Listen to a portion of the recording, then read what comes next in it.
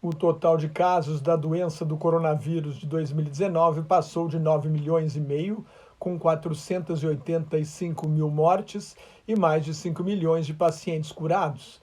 A Organização Mundial da Saúde espera que o número de casos confirmados da Covid-19 chegue a 10 milhões ainda nesta semana. O Fundo Monetário Internacional prevê uma recessão ainda pior para a economia mundial neste ano e uma forte recuperação no ano que vem, se a pandemia for controlada. As maiores quedas entre as principais economias do mundo serão na Itália, na Espanha e na França.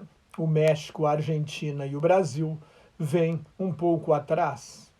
A América Latina teve 47% das mortes pelo coronavírus nas últimas 2 semanas. E milhões de pessoas estão caindo na miséria. Nesta quarta-feira, mais uma vez, o Brasil teve mais de 1.000 mortes e mais de 40 mil casos novos em 24 horas. Em Goiás, em Minas Gerais, no Paraná, no Rio Grande do Norte, no Rio Grande do Sul e em Santa Catarina, o número de mortes por dia é maior do que 2 semanas atrás. A contaminação aumenta em 33 estados americanos.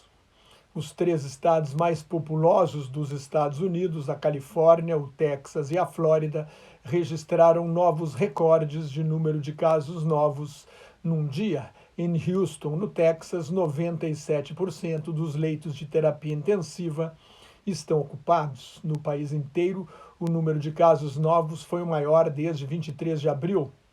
O mercado perdeu a esperança de uma recuperação rápida.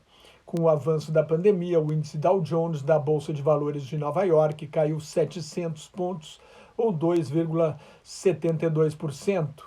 Foi o pior resultado em 2 semanas. As bolsas da Europa tiveram perdas ainda maiores, acima de 3%. A Bolsa de São Paulo também caiu 1,66%. Sob o impacto da pandemia e da crise econômica, o vice-presidente Joe Biden, candidato do Partido Democrata, apresentou uma vantagem de 14 pontos percentuais sobre o presidente Donald Trump em pesquisa divulgada nesta quarta-feira pelo jornal The New York Times a respeito da eleição presidencial de 3 de novembro. Foram 50% a 36% entre os eleitores inscritos. Biden lidera entre os negros, os jovens, os hispânicos, as mulheres e os independentes. Trump só ganha entre os homens brancos, especialmente sem curso superior.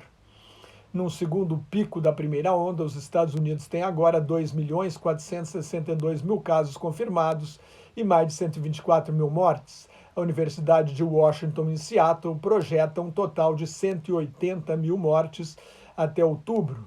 No Brasil, foram mais 1.103 mortes registradas nesta quarta-feira, elevando o total para 53.874, com 40.995 casos novos relatados em 24 horas.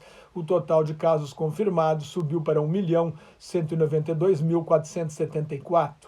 O aumento da contaminação se deve à tentativa de relaxar as medidas de confinamento social antes de conter a propagação do vírus.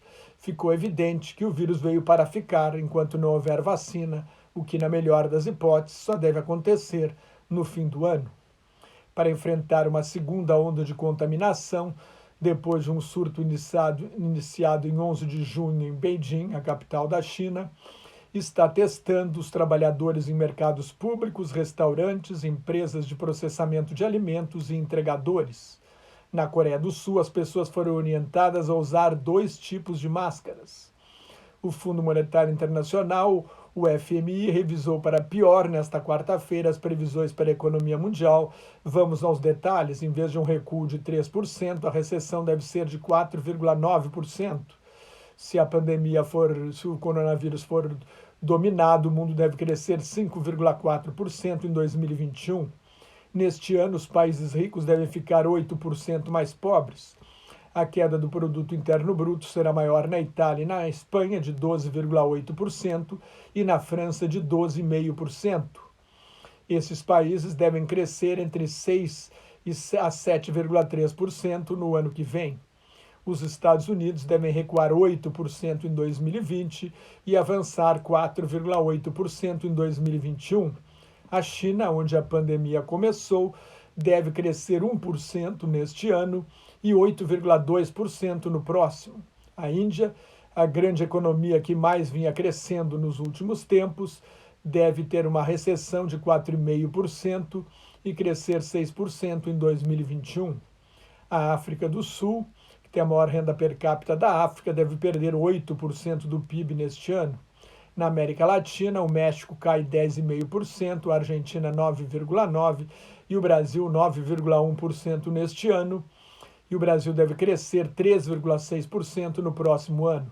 Menos pessimista que o FMI, o governo brasileiro espera uma recessão de 6,5% a 7% em 2020. Mais notas e comentários sobre política internacional no meu blog Globalização em Crise, que está em nelsonfrancojobim.blogspot.com, no meu Twitter e no Facebook, onde estou agora também num grupo chamado Quarentena News. Cuide-se, fique em casa se não tiver nada muito importante a fazer na rua e muito obrigado pela atenção.